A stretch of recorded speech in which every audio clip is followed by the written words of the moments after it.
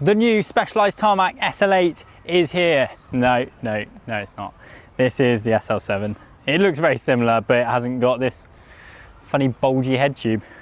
Soudal Quickstep have been spotted training on this new Specialized road bike, and it's certainly not a bike that's in their current range. Here's everything we know about it so far. We've been hotly anticipating an updated Tarmac, and back in January we speculated that we might see a Tarmac SL8 before this year's Tour de France. Well, it's clear that that didn't become a reality, but we'd now expect to see an official release prior to Remco Evenepoel's bid to win either the World Championship road race in Glasgow or the second Vuelta a España, so in about a few weeks' time.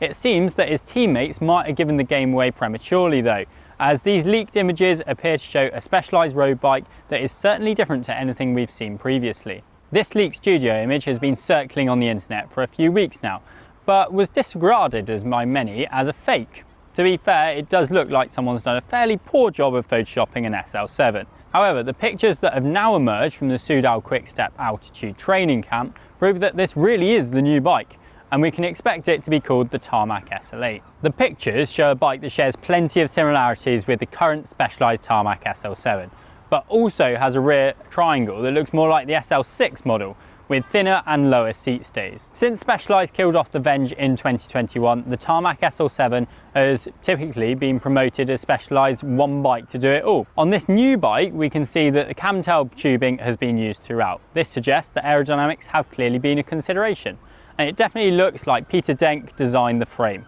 He was responsible for the SL6 Tarmac. With the relaxation of the UCI's frame regulations and the 3-to-1 rule back in December, we predicted that the SL8 would take advantage of this and feature a deeper head tube, which is kind of what's happened here, although not in the way that we expected. The front end is the biggest telltale sign that this isn't an SL7, and in particular this bulbous head tube. We're told over and over that deep head tubes are more aero, and this one appears to follow a similar design philosophy to the latest 3T Strada. 3T says about their bike, you'll see that the head tube is deeper and with full aero nose, taking full advantage of the new UCI rule. So it's for aero. We can't help but draw comparisons between this and the not oh so pretty Gold Genesis that Adam Blythe created. Let us know your thoughts in the comment section below and subscribe to the channel to stay up to date with all the latest rumours and cycling tech leaks. Interestingly, none of the Soudal Quickstep riders in the photo are using the new Specialized integrated cockpit, but we'd suggest that this is simply because the riders are still perfecting their positions as they get used to their new rides. The steerer tube poking out the top of the stem has led to speculation that this isn't the new Tarmac at all, and rather a revamped Roubaix. Whilst we do agree that the spacers, additional room in the head tube and more rounded tube profiles it looks like an endurance-orientated Roubaix platform, we just can't see how a future shock system would work in this area. And the short head tube, it looks too aggressive to be a Roubaix. We'd suggest that rather than being a Roubaix, this is indeed the SL8 Tarmac, which we predict will be a fair few grams lighter than the SL7, but probably not a lot more aero. The SL7 has a claimed frame weight of 800 grams, about the same as a Colnago V4S, but expect the SL8 to be gunning for around the 770 gram mark, which would bring it in line with the Lab 71 Cannondale Super 6 Evo. The small weight games won't make much difference out in the real world, but it's probably for brand bragging rights.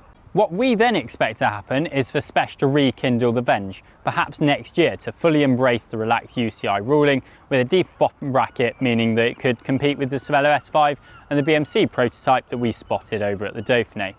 That might seem like a bit of a U-turn from the Big S, but it wouldn't be the first time they've made one. Specialized weren't to know that the UCI were going to change their tube profiles when they killed the Venge, so we'll let them off this time.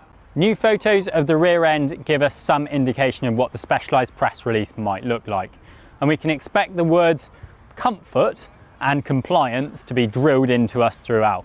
The seat stays appear to join the seat tube even lower than on the SL7, which is usually done for two reasons. One, aerodynamics, two, compliance. The second working by freeing up more seat tube and seat post to flex under the rider as the rear wheel hits imperfections. We'd also expect plenty of tyre clearance from the new bike, perhaps 32mm from these pictures.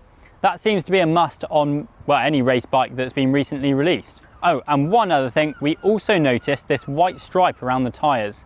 None of the current Specialized range currently have this, so they're likely new as well.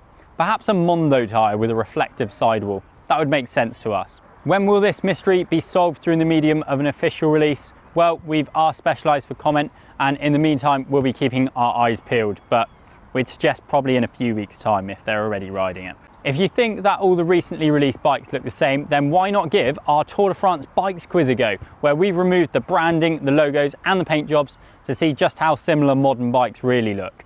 What are your thoughts on the unreleased Specialized, and in particular that bulbous head tube? Let us know in the comments section below. Remember to like this video and subscribe to the channel for more cycling content. We'll see you next time.